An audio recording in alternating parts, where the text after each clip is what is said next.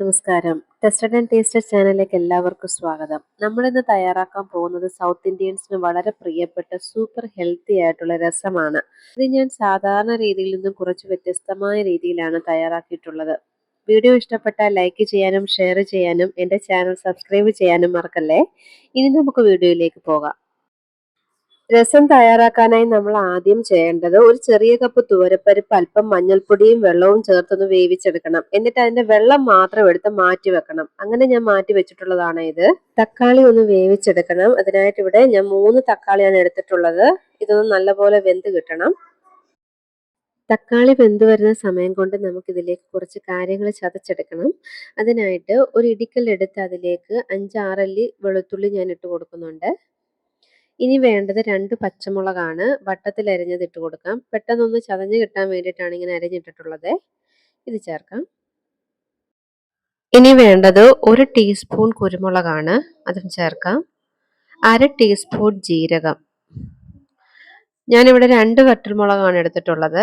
കുറച്ച് സ്പൈസി ആയിട്ടാണ് ഈ രസം ഞാൻ തയ്യാറാക്കുന്നത്. അങ്ങനെ വേണ്ട എന്നുണ്ടെങ്കിൽ നിങ്ങൾക്കിത് സ്കിപ്പ് ചെയ്യാം. ഞാനിവിടെ ചേർക്കുന്നുണ്ട്.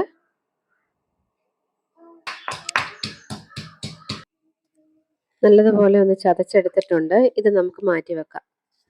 ഈ സമയം കൊണ്ട് തക്കാളി വെന്ത് വന്നിട്ടുണ്ട്. ഇതിന്റെ തൊലിയെല്ലാം ഇളകി ഉള്ളിലെല്ലാം നല്ലപോലെ സോഫ്റ്റ് ആയിട്ടുണ്ട്. ഇനി നമുക്കിതൊന്ന് ഉടച്ചെടുക്കണം. തക്കാളി ഒന്ന് ഉടച്ചെടുക്കാം.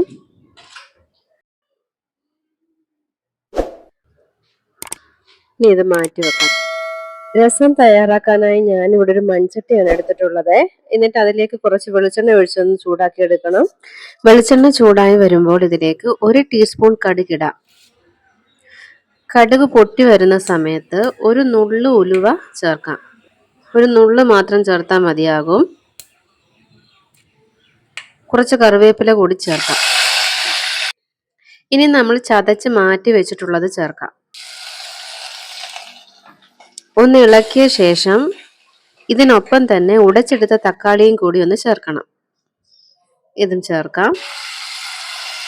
ഇനി ഇതെല്ലാം കൂടി നല്ലതുപോലെ വഴറ്റിയെടുക്കണം. ചതച്ചിട്ടതും അതുപോലെ തക്കാളിയും ഒക്കെ നല്ലപോലെ മിക്സ് ആയി കിട്ടണം. ഇനി ഇതിലേക്ക് വേണ്ട പൊടികൾ ചേർത്ത് കൊടുക്കാം. 1.5 ടേബിൾ സ്പൂൺ മല്ലിപ്പൊടി ചേർക്കാം. 1/2 ടേബിൾ സ്പൂൺ കാശ്മീരി മുളക് പൊടി ചേർക്കാം. ഇനി ഇതിന്റെ പച്ചമണം മാറുന്ന വരെ ഒന്ന് വഴറ്റിയെടുക്കണം. ഞാൻ മഞ്ഞൾപ്പൊടി ചേർക്കുന്നില്ല, കാരണം ആദ്യം തന്നെ നമ്മൾ തുവരപ്പരിപ്പ് വേവിച്ചപ്പോൾ മഞ്ഞൾപ്പൊടി ചേർത്തിട്ടുണ്ടായിരുന്നു. ഇനി ഇതിലേക്ക് പുളിവെള്ളം ചേർക്കണം. വാളൻപുളി പിഴിഞ്ഞ് എടുത്തിട്ടുള്ള വെള്ളമാണ്. ഇത് ചേർക്കാം. നല്ലപോലെ യോജിപ്പിച്ചെടുക്കാം. ഇനി ആവശ്യത്തിനുള്ള ഉപ്പ് ചേർത്ത് കൊടുക്കാം. ഒന്ന് ഇളക്കി കൊടുക്കണം. ഇനി ഇതിലേക്ക് ചേർക്കേണ്ടത് നമ്മൾ നേരത്തെ മാറ്റി വെച്ചിട്ടുള്ള പരിപ്പിന്റെ വെള്ളമാണ്. ഇത് ചേർത്ത് കൊടുക്കാം. സാധാരണ ചൂടുവെള്ളം ഉപയോഗിക്കുന്നതിനെക്കാട്ട് കൂടുതൽ സ്വാദ് ഈ പരിപ്പ് വെള്ളം ചേർക്കുമ്പോൾ ഈ രസത്തിന് കിട്ടുന്നുണ്ട്. ഇനി ഇതൊന്ന് തിളച്ച് വരട്ടെ.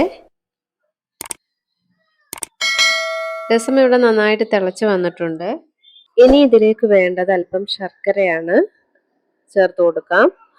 ഇനി വേണ്ടത് രസത്തിന്റെ പ്രധാന ഇൻഗ്രീഡിയന്റ് ആയിട്ടുള്ള കായപ്പൊടി 1/2 ടീസ്പൂൺ ആണ് ഞാൻ എടുത്തിട്ടുള്ളത്. ഇതും ചേർക്കാം. പൊടിയായി എരിഞ്ഞ മല്ലിയില ചേർക്കണം. മല്ലിയില ചേർക്കാം. ഇനി ഈ ഫ്ലെയിം ഓഫ് ചെയ്ത ശേഷം ഒന്ന് അടച്ചു വെക്കണം. അടച്ചു വെച്ച ശേഷം 10 മിനിറ്റ് കഴിഞ്ഞ് തുറന്നു നോക്കാം. രസം ഇവിടെ തയ്യാറായിട്ടുണ്ട്. വളരെ ഹെൽത്തി ആയിട്ടുള്ള രസമാണിത്. അന്നം ഔഷധമായി മാറണമെന്നാണ് നമ്മുടെ പഴമക്കാരൊക്കെ പറയാറുള്ളത് അല്ലേ. അതില് ഈ രസത്തിന് വളരെ പ്രധാന പങ്കുണ്ട്.